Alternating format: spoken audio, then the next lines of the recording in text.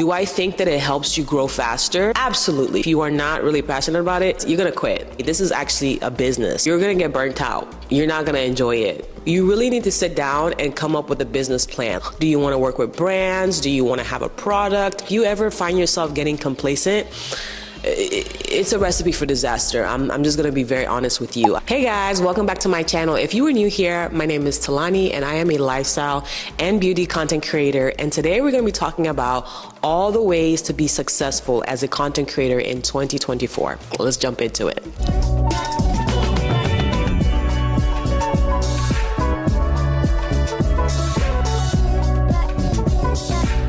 So first of all, I want to start off by saying I have been in this space for over a decade. I know. I don't look like I've been in this space for over a decade, right? But no, I have been creating content since 2011. I actually started here on YouTube, and I have been consistent. Maybe not always on YouTube, but on Instagram, on TikTok. I even have a blog where I have been consistent in some form or fashion. I would say I've been mostly consistent on Instagram, but along the way, obviously I didn't start doing this full time, right? Back then, we really weren't getting paid to be a creator, right? It was purely off of hobby. And I started working a full-time job. My background is in engineering. I studied chemical engineering. I actually did a lot of videos talking about like black female engineer and how to like navigate career fairs and interviews and stuff like that, as well as like the beauty content that I used to do. But anyways, my background's in engineering, and I worked as I studied chemical engineering, but I worked as a petroleum engineer for almost 9 years. And then back in 2022 was when I started working as a full-time content creator, and I have been doing it since. So I am going into my 3rd year technically of being a full-time content creator. And obviously, over the years, there has been so much shift, and the most recent shift we saw was, I would say, post-pandemic. Things just like completely changed, which if you have been in this space for a while, you already know. If you started being a creator in 2020, 2021, 2022, you might not have you kind of just started when the change happened, so you maybe didn't see that shift. Over the years, what have I done? I have worked with over 100 brands. I actually went through my partnership. I have a folder on Google where I document like all my partnerships, where I submit all my content. So I went through that list, as well as like my emails, just to really have a number of how many campaigns have I done, like how many partnerships have I done. I stopped counting after 100. So I've actually worked with over 100 brands in this past, I don't know, I would say maybe, as I really started working with brands, I would say end of 2017, I believe, is when I started like consistently working with brands. I would say my very first official paid campaign, I think, was either Briogeo or this hair gummy campaign. It was around the same time, so I can't remember which one specifically it was. If I have some footage of it, I'll put it here in the video. And over time, obviously, I've gotten better with my craft. I have been on brand trips. I have also just been able to see the shift and where I think the influencer marketing and being an influencer, being a content creator is going.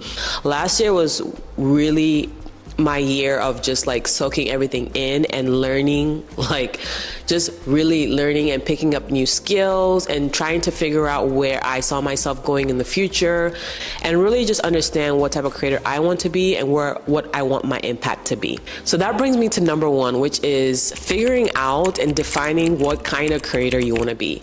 Now, I'm gonna say I'm not the type of person, or I personally don't believe in like niching down or niching.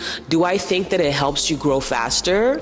Absolutely. If you're a niched down creator, if you just focus on one thing, if you are creating content on one thing, you are definitely going to have the potential to grow faster than somebody who is maybe doing a lot of things. That's just how that's the math that happens, right? The reason being is that you will most likely find your target audience faster, and the audience that finds you when they go to your content or will go to your page, they can see that you only talk about this one topic, and if they're really, really passionate about that one topic, they're gonna follow you. So I don't think it's any surprise or any secret that being a very niche creator is the way to grow fast. I'll be even honest, when I started out, I started out in the natural hair space. Although at the time I didn't consider it as like a niche, because I did talk about other things, but that really was my niche. Like I started out talking about natural hair, I did the big chop, and I worked with a lot of the brands I worked with initially had to do with hair, right? Like I mentioned Briogeo, and then this like hair, I think it was like Sugar Bear Honey or Sugar Hair vitamin, I can't remember the name of it, but again, it was very much hair related. What I do feel like is if you are not like 100% passionate about one thing, if you can't see yourself talking about the same thing over and over again, or the same topic or the same category, I would say, over and over again, I don't think it's the best advice to give somebody to be like, hey, just focus on this one thing, just niche down, because you're gonna get burnt out. You're not gonna enjoy it. When I was niched as a natural hair creator, or I was just focusing on hair, I was in the period of my life where I was very interested in hair. Like that was my passion. That was what I was, found joy doing. I even made a course about how to grow natural hair. Like I was really into hair, and so it was natural for me to just make content about hair. But I think if you're trying to force yourself to be one niche or limit yourself to just talking about one thing, if you are not really passionate about it, you're gonna quit. Like you're gonna quit. And the end goal in being a creator and doing this full time or monetizing it is to create a sustainable income, create a life that you want for yourself. So what do I mean by knowing what kind of creator you are, what kind of creator you want to be?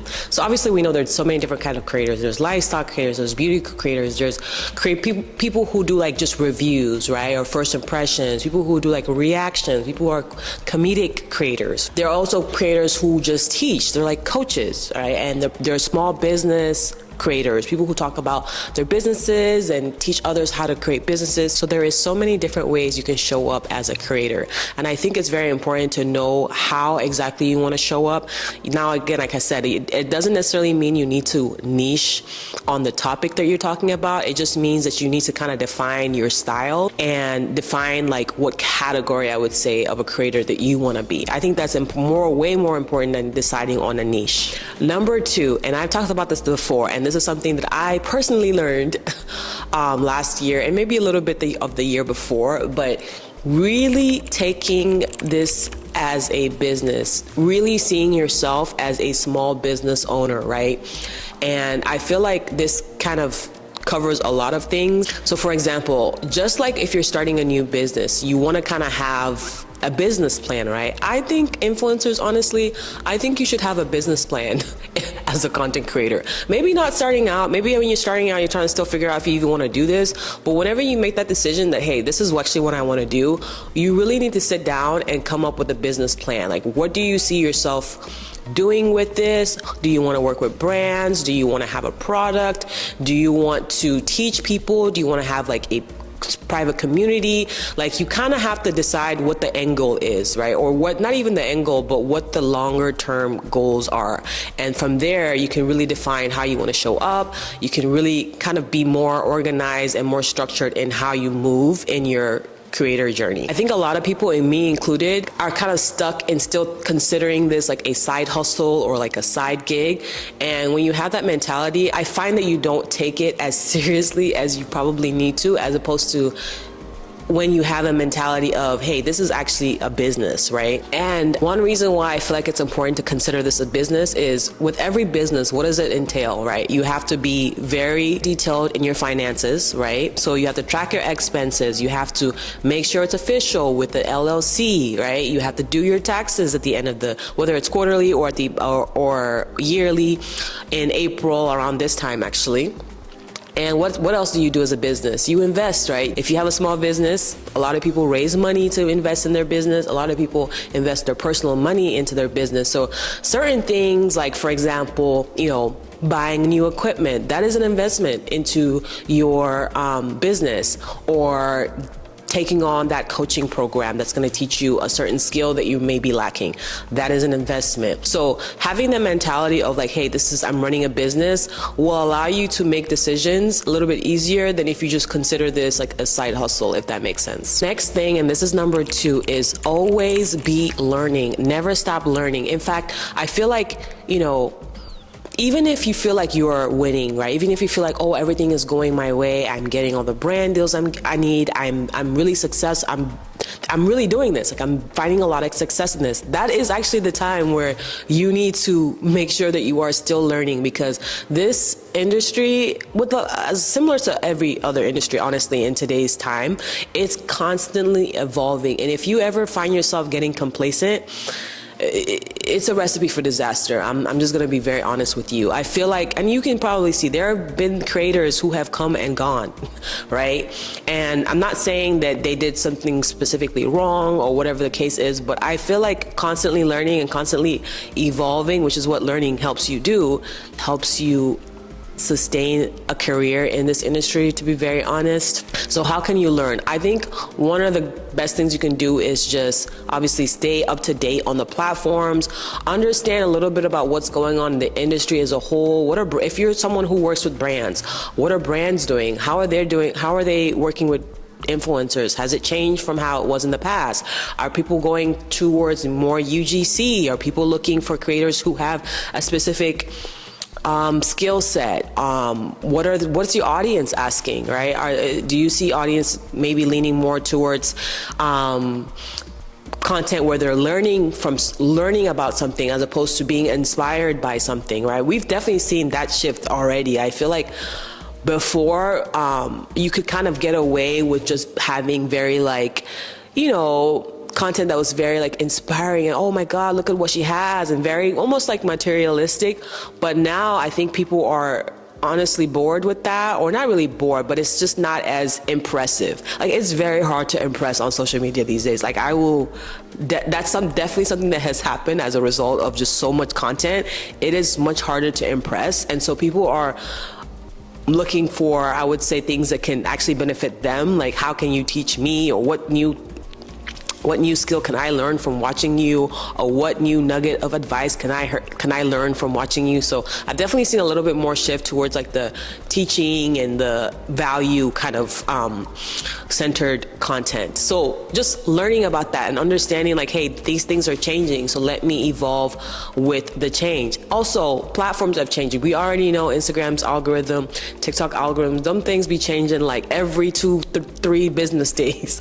And so it is important to kind of stay up to date with what's going on, just so that you don't get left behind. Another thing in learning is obviously, and this is going to be my next point, which is learning different ways to diversify your income and diversify what you're doing in general as a creator on any platform, honestly. So let's get into it. Diversification. So with diversification, I want to start out by saying, in anything you do, whether you're a content creator, whether you're an engineer, whether you're a business owner, or whatever, you always have to diversify your income streams.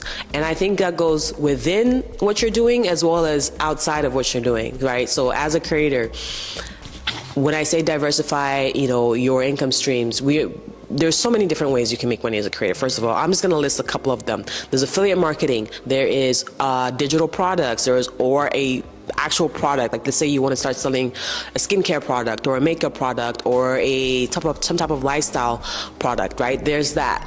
There's also private communities. You can have your own community where you are teaching something or helping somebody get from point A to point B. I actually have a private community, by the way, for all the creators out there. I have a private creator community where I mentor a lot of creators, but not only the mentorship part, honestly, it's just a very nice place to be with other creators. We learn from each other. We grow together. I have master classes on there. I also have a different event. Anyways, I'm gonna talk about that later. So that's another opportunity for income. There's also coaching.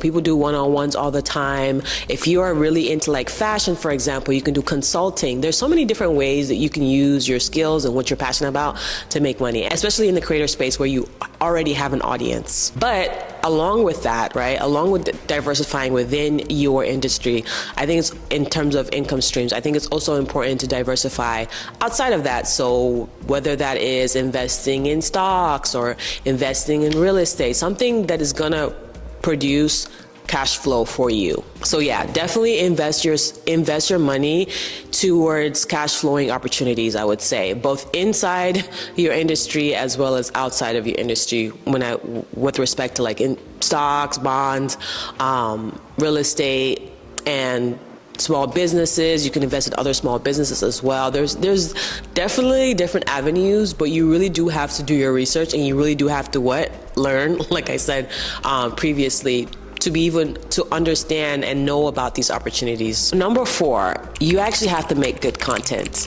in 2024. Like, as a content creator, I feel like don't get me wrong, there are some people that do the bare minimum, the absolute bare minimum, and can get by easily.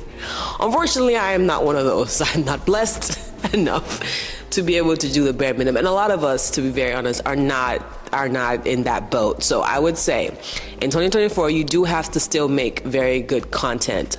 Now, does that mean you need to go buy the latest camera or the most expensive lens? No, you can get by honestly these days with your iPhone or your phone in general. Can make good quality content. Like that bar is a little bit lower, but not lower, but like I feel like it's more affordable these days than maybe in the past to create high quality content, just because of how the phones have evolved, right? But with that said, obviously you want to make sure your lens is not dirty when you're filming content. You want to also, like, one advice I would give is, like, if you have creators that you look up to or people that you feel like, oh, I want to be where they are, or I like the way they're doing their content, and I like the success that they're getting. It's okay to study others, right? And see how their content is. If you're trying to be somebody who works with a lot of brands and you see a creator who works with a lot of brands that you want to work with, it's okay to go study, hey, what does their profile look like versus what my profile looks like? Are they doing like real covers that look very, put together and more cohesive? Is that something that maybe brands are looking at and like are, impressed by? Maybe that's something that I can also do. Is the audio, right? I'm not saying you need to get a mic, but if it's something that's going to make you stand out a little bit more, I think it's worth investing in. So yeah, when it comes to making good content, quality definitely matters in my opinion. Also, the value, like what value are you giving? Are you just doing B-rolls? Which there's nothing wrong with B-rolls as long as you have like good storytelling and a good reason for doing the B-rolls, but are you providing value? Is your content something that like people are getting something out of? Remember I mentioned, I feel like nowadays you do have to provide more value in your content than you did in the past. Like, it's not just about inspiring people anymore. It's about also teaching people or motivating people or giving something extra than just pretty, if that makes sense. Next thing I want to mention, and this goes really well with my advice on thinking of this as a business, is hire. I could bet you your favorite creator or the creator that you look up to the most, right, that's able to shoot and post and be so consistent, maybe posting twice a day, doing all kinds of things, they most likely have a team. And that's one thing I want to make sure that I talk about is like when you are comparing yourself, because this space, I'm not gonna lie, it's so easy to compare yourself, but you do yourself a huge disservice when you compare too much, because people have teams, right? And if you're starting out or if you're new to this and you don't have the means to have a whole team and you're comparing yourself to someone who's been doing this for years and has a whole like 5, 6, 7, 10 member team, you're doing yourself a disservice, honestly. But in the same breath, if it is possible, if you are able to, invest in having maybe a virtual assistant or even a personal assistant or anything, there are a lot of affordable virtual assistants out there, honestly. I personally have a virtual assistant and it has been a game changer. Like, I have had personal assistants before, but I feel like with this virtual assistant who's actually helping me more on a full-time basis, my other assistants have been more of a part-time basis, but like, it's night and day. There's no way I could do what I'm doing right now on my own. It's just literally impossible. Like, I'm only one person.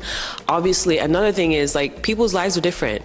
I have kids, I have a whole family that I also need to focus on. So like, I'm not at that stage anymore where, obviously back then I was also working, so I also had that. But like, there's some people who are full-time creators that have, they're single, they don't have a family necessarily, or they don't have a full-time job, right? So they have more energy and more time to focus on their content. And if you are somebody who is a mom, right, and that also has a full-time job, and you're comparing yourself to somebody you're literally putting yourself, like, you are doing yourself a huge disservice by comparing yourself. But in the same breath, if there is something that you really just like would rather not do, or if there's something that you find that is just taking you so much time and is really limiting your ability to stay consistent and to, you know, maybe post more frequently, try and figure out what that is and see if it's something that you can outsource. So for me, it was editing. Like this video right now that I'm posting, I can't edit it. Like if it was me, if I had to edit this video, y'all won't see it for like 3 months. I promise. That's just how it's been in the past.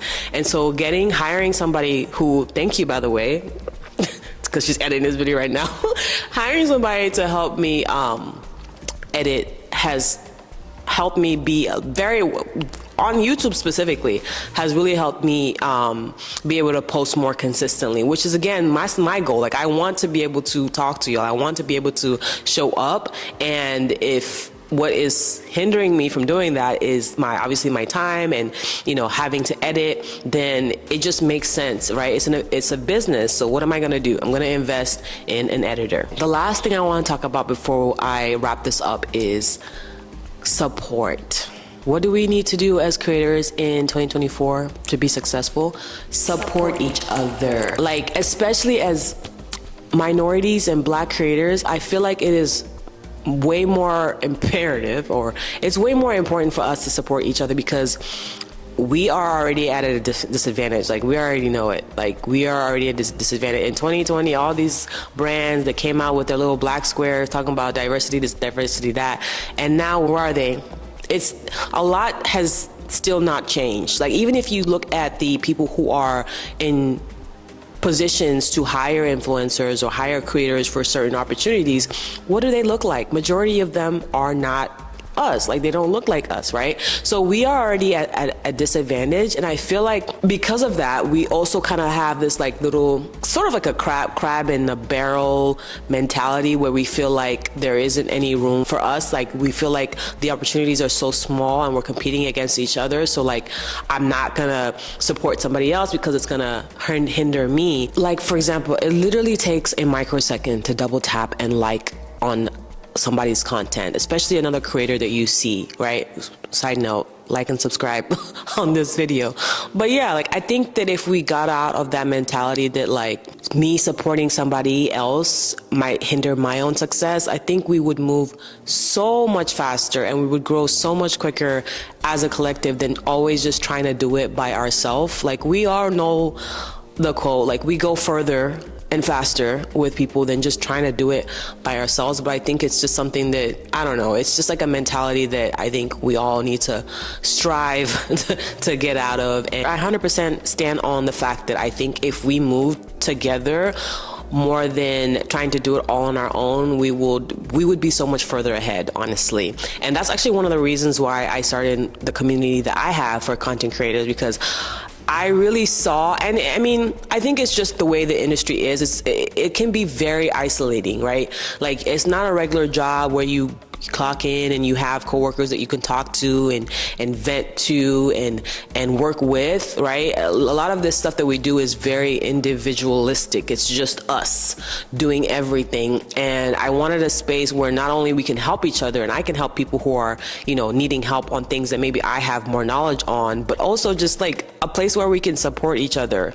Whether it's, okay, I just landed my first brand partnership and I need some tips on how to, you know, package everything when I'm submitting it for review, or just like I'm trying to figure out how to grow on this specific platform. It's just so much easier and better when you have other people to bounce ideas off of and to vent to and just generally just talk to and get feedback. So that was one of the reasons that led me to creating this community, because I definitely saw a need for that, especially for us creators of color.